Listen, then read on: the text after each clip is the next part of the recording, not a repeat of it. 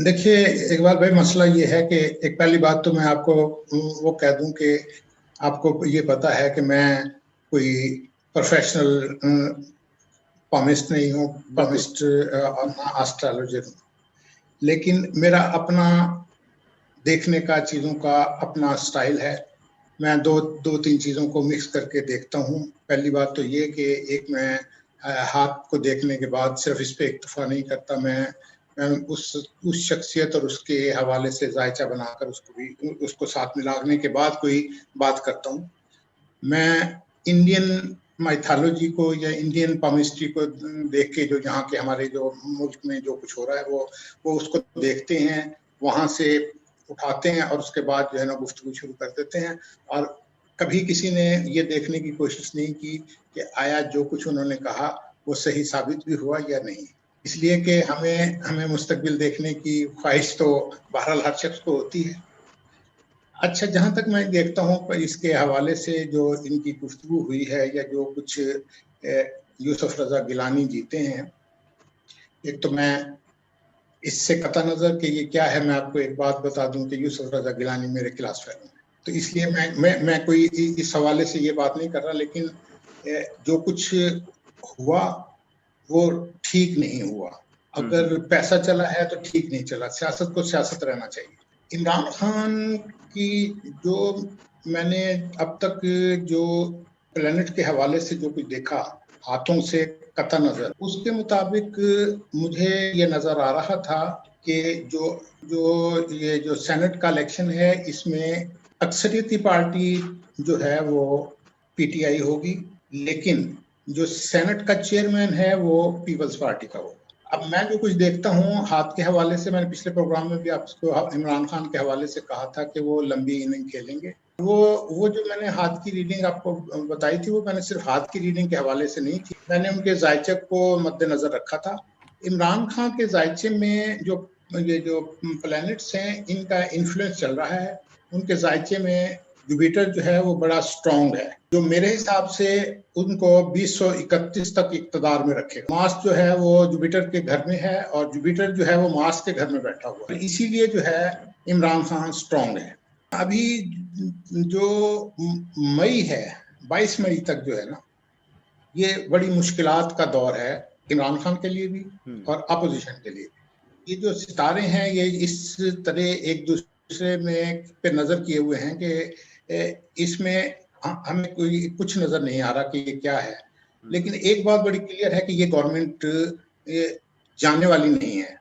अच्छा, इस वक्त सियासत में जो है वो आपका जो पसंदीदा शख्सियत है सियासत की, पंजाब के वजीर आला बुज़दार साहब हैं, उनके सितारे जरा गर्दिश में हैं। अच्छा, ये सितारे जो हैं ये उस्मान बुज़दार को गरूब कर देंगे। आपके ख्याल में उन्हें जाने का वक्त आ गया है? जी, उनके लिए मुश्किल वक्त है, हो सकता है वो अपने ओहदे पर ना रहे। तो ये एक बहुत ही अहम सवाल है, एक पेशगोई आपने की उस्मान बुज़दार से मुतालिक।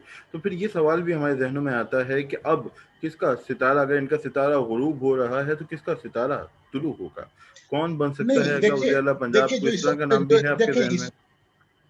नहीं, देखिए, इस वक्त जो ये एक बात तो बड़ी क्लियर है कि ये जो है पंजाब की गवर्नमेंट, उसमें ये पीटीआई से बाहर नहीं जाएगी। ये तब्दीली जो है ये हो सकता है कि इनसे इस्तीफा ले लिया जाए, इनकी जगह जो मैं कल यही देख रहा था इनके सितारों को और इमरान खान की जो सिचुएशन है, तो उससे जो अंदाजा ये होता था कि जो इनके हवारी हैं, इत्तेहादी हैं, बुनियादी तौर पे इमरान खान उनसे निकलने की कोशिश भी करना चाहें तो नहीं निकल पा रहे हैं। जैसे मुस्लिम लीग काफ है या एमक्यूएम है। हाँ, अब ये हो सकता है कि पंजाब में जो है जो आपके स्पीकर हैं परवेज इलाही साहब, सही, हो सकता है कि वो अपने लिए या तो अपने लिए जो है वजारत आला मांग लें, या जो अपने इनका भतीजा है उसके लिए जो है वजारत आला मांग लें। लेकिन जो नून लीग है उसे यहाँ पे कुछ मिलने वाला नहीं है, कुछ मिलने वाला नहीं है। पंजाब की हुकूमत को कुछ मिलने वाला नहीं है। पीटीआई जो, हाँ, लाहौर जो पंजाब की है गवर्नमेंट, इसमें इनको कुछ मिलने वाला मुझे नहीं लगता। अब होना मुझे ये लगता है कि अगले 3 माह, यानी कि मई 22 मई तक, मैं कह रहा हूँ अगले 3 माह में जो है वो सियासी लिहाज से बड़े अहम है, क्योंकि सियासत में बड़ी उखाड़ पिछाड़ होगी। और मेरी इस बात को याद रखिएगा कि बुज़दार की बात जो मैं आपको कह रहा हूँ, ये आपको आने वाले वक्तों में पता लगेगा कि ये मैं किस हद तक दुरुस्त कह रहा हूँ। ओके दोस्तों, रज़ा सिद्दीकी हमारे साथ हैं। रज़ा सिद्दीकी साहब से पहले भी हमारी बात हुई इस दायित्व के हवाले से, और हाथों की लकीरों के मुताबिक उन्होंने जो पेशगोइयाँ की थी वो लगभग दुरुस्त साबित हुई। वो वीडियो आप देख सकते हैं, इस वीडियो इसी चैनल पे ऊपर आपको दिखाई दे रही होगी कार्ड्स के अंदर, उस पर आप क्लिक करके उस वीडियो को भी देख सकते हैं। और आज उन्होंने जो बात की, पहली उस्मान बुज़दार के लिए खतरात, दूसरी इस बात का इम्कान कि पीपल्स पार्टी का चेयरमैन आ सकता है सेनेट में, और मुस्लिम लीग काफ के हवाले से एक इम्कान कि हो सकता है कि उनका वजीर आला पंजाब पे बैठे। तो इन बातों से अगर हम देखें तो आपने मुस्लिम लीग नून के लिए तो इम्कानात का इजहार नहीं किया, आप कहते हैं कि वो शायद कुछ हासिल ना कर सके, मगर पीपी के बारे में क्या, बिलावल भुट्टो का फ्यूचर आप कैसे देखते हैं? आपने उनका हाथ देखा है और आपने उनके फ्यूचर के बारे में अपनी राय दी है? देखिए, बिलावल के हाथ में, आपने पूछा है कि बिलावल के हाथ में इक़्तिदार की लकीर है, यही पूछ रहे हैं ना? जी जी बिल्कुल। मेरा जवाब यह है कि बिलावल के हाथ की लकीरें उन्हें इक़्तिदार में आने का बता तो रही हैं, लेकिन उस वक्त जब वो आसिफ अली जरदारी की डिक्टेशन से बाहर निकल आएंगे, अच्छा, खुद फैसले करने के काबिल हो जाएंगे। बिलावल के हाथ में दिल दिमाग और जो जिंदगी की लाइनें हैं वो एक ही जगह से निकल रही हैं। तीनों लाइनों का जो मखरज है एक होना, ये बहुत बड़ा खतरा लाता है। वो तेज रफ्तारी में भी हो सकता है, लेकिन फेटल होना जरूरी नहीं है।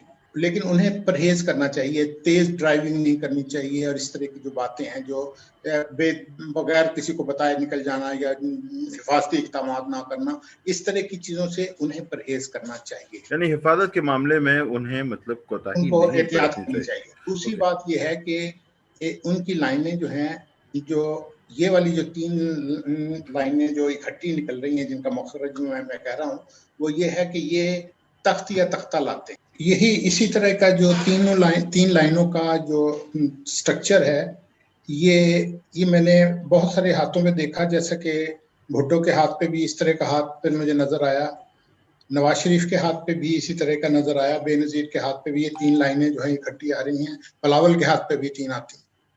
अब ये जो 3 लाइनों का इकट्ठा होना है, एक जगह से मखरज है, ये एहतियात का मुतकाजी होता है। अगर हम पीपल्स पार्टी के हवाले से, भुट्टो के हाथ के हवाले से देखें तो वो उसका इख्तिताम, मैंने कहा कि ये एक हादसे की शक्ल ले जाता है, तो वो आपके सामने है कि ये उसमें क्या हुआ। नवाज शरीफ के बारे में आप देख चुके कि इस मखरज ने उन्हें 2 या 3 दफा जो है वो इक़्तिदार से आउट किया, एक दफा जो है वो सऊदिया जो है उनको निकाल दिया गया। ये बुनियादी तौर पे यही इसी का लेना देना होता है। सही। अच्छा, इसके हाथ में जो बिलावल के हाथ में है, उसके हाथ में भी ये तीनों लाइनें एक जगह एक मखरज है। मैंने 3 साल पहले ये कहा था कि इनको एहतियात करनी चाहिए। वो अखबारात में उसको एक मेरे कॉलम में भी छपा था। मैंने नवाज शरीफ को भी एक मशवरा दिया था उस वक्त कि आप स्विच कर दें, ताकि आपको इस किस्म के, क्योंकि हालात नजर आ रहे थे कि इसका कोई ना कोई अल्टीमेट रिजल्ट नजर आता है कि जी इनके साथ ये कुछ इस तरह का होने वाला है।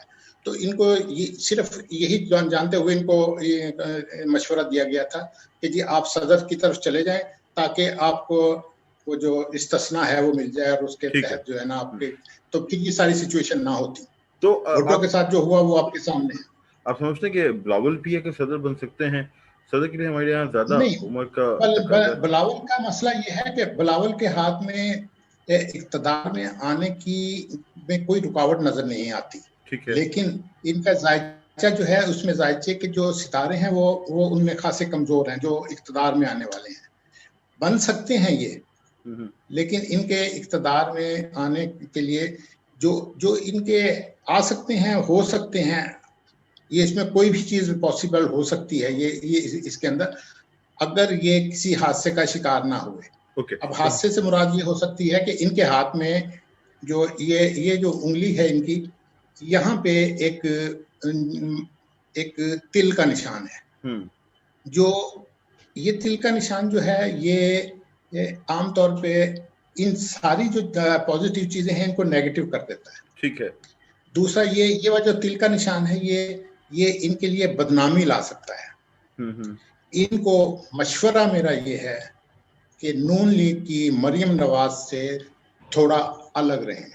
ठीक है। हमजा के साथ इसको करने के लिए कोई वो हर्ज नहीं है, लेकिन जिस किस्म की नून लीग की सियासत है वीडियो स्कैंडल्स की, ये किसी खतरनाक स्कैंडल में फंस सकते हैं। ओके। ये आपने एक बहुत ही अहम बात की जो कि हसास भी है और इस पर बात भी हो सकती है। अच्छा, हम बात पलटते हैं वापस वज़ीर आज़म इमरान खान की तरफ। मई तक आपने कहा हालात कठिन है, इन हाउस तब्दीली की भी लोग बात करते हैं। शाह महमूद कुरैशी, बल्कि जब से ये हुकूमत आई है शाह महमूद कुरैशी का नाम लिया जाता है कि अगर इन हाउस तब्दीली है तो शाह महमूद कुरैशी वज़ीर आज़म हो जाएंगे। आप देखते हैं इन हाउस तब्दीली का कोई इम्कान है या आप समझते हैं कि ये बस ऑपोजिशन की ख्वाहिश है? नहीं, देखें, मैंने एक वीडियो इनके हाथ को देखते हुए जो शाह महमूद कुरैशी के है वो मेरे चैनल पे पड़ी हुई है। मैंने इनको कहा था कि वो उनके एक हाथ पे जो है ना वो सिंगल लाइन है और दूसरे हाथ पे जो है उनके 2 लाइनें हैं और उनके दरमियान जो है वो फासला बहुत कम है। ऐसा बंदा जो है वो बड़ी कैलकुलेटेड गेम खेलता है। तो जो उसमें मेरा एंड जो था, उसमें जो मैंने उनको कहा था वो ये है कि उसका जिस कह लें कि जो मैंने निकाला था कि ये इमरान खान के लिए इन हाउस अगर कोई तब्दीली होती है तो वो खतरनाक हो सकती है।